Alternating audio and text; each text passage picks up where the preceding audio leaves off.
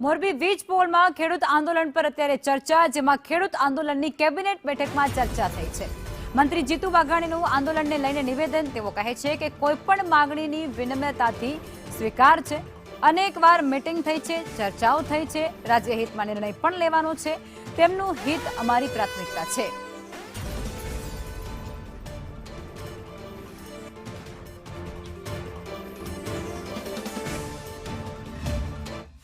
आंदोलन नहीं, जन आंदोलन तरीके कोई विचार ने लोको लेता हो।